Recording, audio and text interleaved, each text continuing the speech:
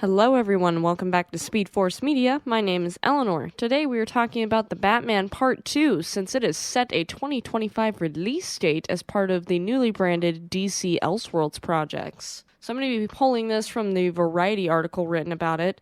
Robert Pattinson's Batman return is set as Warner Brothers has announced Matt Reeves' The Batman Part 2 will open in theaters on October 3rd, 2025. Additional information, including a plot synopsis, remains under wraps for now.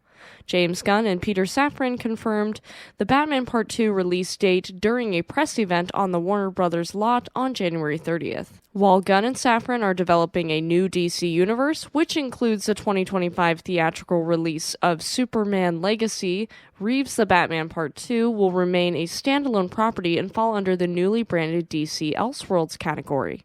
Gunn announced that any film or television series that is set outside of the main DC universe will get the DC Elseworlds tag, exactly how DC Comics functions. And I think a lot of us have been saying for a really long time that we have needed an Elseworlds label. We have needed something, because not every single good DC story all runs together perfectly well in the same universe. Sometimes it is in an Elseworld or in a different Earth, if you want to say that, like Earth 2 or Earth 3. Different universes have different good stories. So I think this is a really smart move for them to go with the Elseworlds, and it allows for multiple Batmen and multiple Supermen and stuff like that to be running at the same time. In addition to the Batman Part 2, the DC Elseworlds roster of upcoming projects includes Todd Phillips' Joker Folie à Deux with Joaquin Phoenix and Lady Gaga, set for release on October 4th, 2024, the ongoing animated series Teen Titans Go, and a separate Superman movie produced by J.J. Abrams and written by Ta-Nehisi Coates. The latter project was first announced in 2021 and remains in active development. Gunn and Safran said they are eagerly awaiting a draft of Coates' screenplay. I remember hearing about that movie a long time ago, and I personally had thought that it was dead in the water because I just didn't hear anything about it. So it's interesting to hear that that movie is still going to happen, and I wonder what direction they're going to take it in. Pattinson and Reeves will continue to explore their iteration of Batman in the DC Elseworlds sidebar, while Gunn and Safran will cast a new Batman in the DC universe. The duo confirmed that their DCU will include a Batman and Robin movie based on the Brave and the Bold comics. In addition to the Batman Part 2, Reeves is also gearing up to shoot a spin-off series centered on Colin Farrell's Penguin character. That's kind of interesting to me, because I have heard back and forth rumors of, we're getting the Penguin series, we're not getting the Penguin series. We're getting this Arkham series, we're not getting this Arkham series. So it's good to hear that they're confirming we are gearing up for a Penguin series. I don't know how I feel about it yet. We'd have to see. I want to see maybe some TV spots for it or something before I really make up my mind on it, because I really did like Penguin in the Batman. I just don't know how I'd feel about a Penguin show if, Batman doesn't show up in it. I don't know. That would be interesting. Reeves said earlier this month that he was meeting with Gunn to ensure that his Batverse and the larger DC universe would support each other and not crash together in terms of storylines.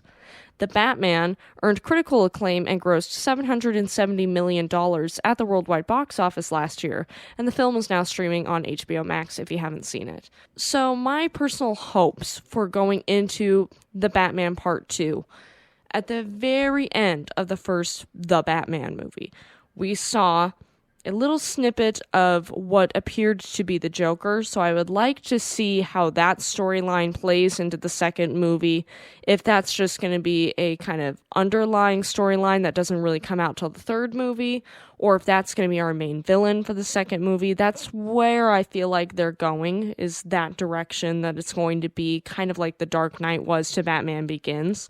So your second villain would be the Joker. And with it being a trilogy, I honestly don't know how I feel about that. I would personally want to see the Joker in the third movie. That way it feels different, feels more fresh to me, and then your third villain doesn't feel as shoehorned in. Because I felt like for some people with Bane and with all that was going on in The Dark Knight Rises, that it didn't feel as strong as The Dark Knight did. And that's hard because you're coming off of the heels of Heath Ledger, and it was unfortunately after he passed as well. So there was a lot going into that movie that made that difficult. So the good thing is the Batman Part 2 wouldn't have that. But I think if they waited to do Joker in Part 3, maybe alluded to him more in Part 2, maybe he's kind of setting up all of these other villains, like they're kind of low-key working for him. This is just me speculating. None of this is truly confirmed or anything. This is just what I would do.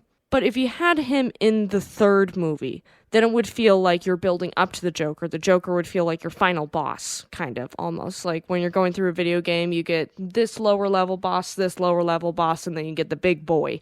I feel like then the Joker would be your big boss. But I would almost bet my car on the fact that they're going to do the Batman Part 2 is going to have the Joker as their main villain. That being said, I really loved the first part of the Batman. I really liked that movie. I thought the way the world was built, it felt very realistic and gritty, but it didn't feel too Nolan-esque to feel like a copycat. It felt like its own thing. I really appreciated the depressed, downer side that we saw of Bruce Wayne. You do see that in the comics and in other movies, but I think it was really enhanced here and made him kind of seem more like a raw human being. And because he wasn't as experienced as Batman, you could feel that he was still figuring out who he was, where he fits in all of this, and exactly what Batman means to him and to the rest of Gotham. And of course, I loved the soundtrack. Cried when I heard Something in the Way. Always will every time I watch that movie, I bet. And so I really enjoyed their little draws to Kurt Cobain in the Batman character as well. That was really nice to see, even just subtle hints here and there in Bruce Wayne.